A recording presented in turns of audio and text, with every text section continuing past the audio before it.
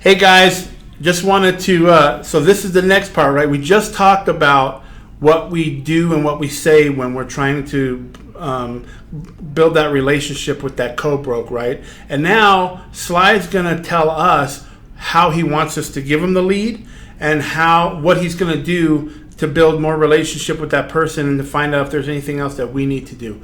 So Sly, when we get a lead and we want you to follow up on them, what's the best way that you would like us to send you that information? Text, email, carrier pigeon. How would you like to get it? So, well, first and foremost, I think the most important thing that I really want to say is maintain those relationships. Just be the great agent that you guys already are. Set a high standard, and therefore, when I connect with the leads that you guys work with in terms of co-brokers on the other side of your transaction, or just some of your buddies within the industry that you found friendship with, and just let me know. You can send me a text, you can shoot me an email, Facebook Messenger, whatever's the easiest way. But hey, I had a good transaction with this person, and they could use some help in building their business in this dynamic.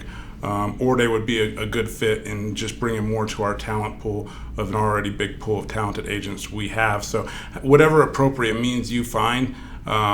Thank you, Dakota. Yesterday gave me two great agents to connect with, and I touched base with them and just started a conversation. So I know a lot of this.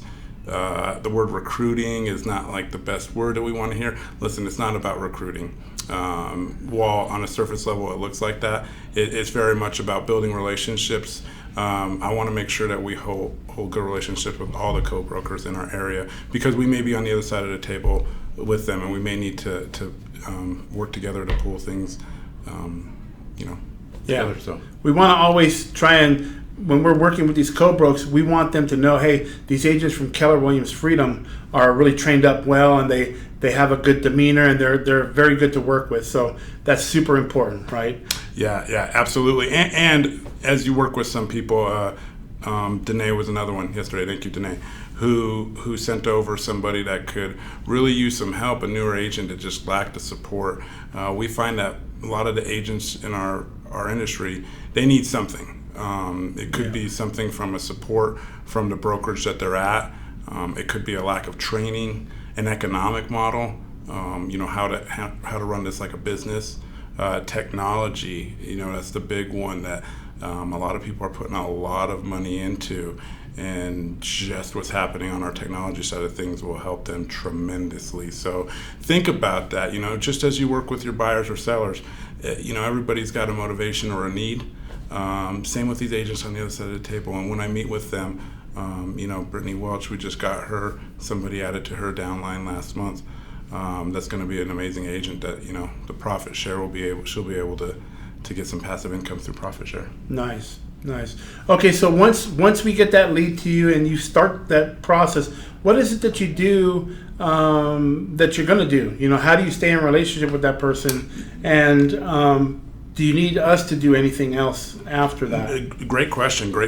I how the process works on my side is I engage with them and get them to meet with us.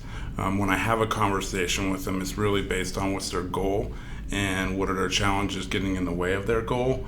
And part of that process, we introduced the KPA. So for any of you guys who haven't done a KPA in the office, please, this goes in-house as well too. We like for you to do a KPA because we want to connect with you and harness that relationship a little bit stronger. But we'll do a KPA, and that really is where a lot of the relationship gets built. I get to know somebody at a lot deeper level and really know, what's their big why, what's motivating them to be in the business. So that is part of the process that we'll do that, and we'll do a needs analysis. What in the Keller Williams universe do we have that could benefit this agent from breaking through a wall or taking that next step in their business. Yeah, guys, we want you guys to know that this is not like Sly talked about before, the recruiting breath, right? We're not trying to recruit people. What we're trying to bring to the table is we want to come to the table trying to help these people, because there's ultimately something going on. I use Anna Fish a lot, as an example, but she wasn't getting the support that she needed. And when she came here, she found that the support was there for her. Therefore, her business started to thrive right away, and she's doing phenomenal right now. And that's all this is, guys. Is we're coming from contribution, and thanks, Sly, for talking to us about that. One other thing, guys, that ties in with profit share. It's called the disappearing cap. Sly, can you explain a little bit about what the disappearing cap is? Absolutely. So really, what's in it for you? Obviously, the profit share is great. I had a check last month that was over $1,000, which was nice. It was really nice. And I know a lot of agents are making some pretty good sized profit share checks. Just one way of having a stake in the company. If you bring someone over and they produce, this is your investment into the company, of course. So with that being said, the extra bonus on top of that is disappearing cap. So if you are coming up on your cap resetting, if anybody that you connect with is over $2.5 million in production, we'll take 25% off of your market center cap. So that's about $4,500. Well, that is $4,500 reduced off your cap for the next year. Do that 4 times over, and you're cap free with the exception of the KWRI cap. So you have the ability to make extra money, plus get rid of your cap. Yeah. No brainer, guys. No brainer. And all I'm asking for you guys to do is just build good relationships with them. Get to know them a little bit better, and that opens the door, for me to have a better connection with them, and then them to really see what the culture that we have. And had a great turnout today. The chili cook-off was amazing. Yeah. And I think a lot of people will benefit from that.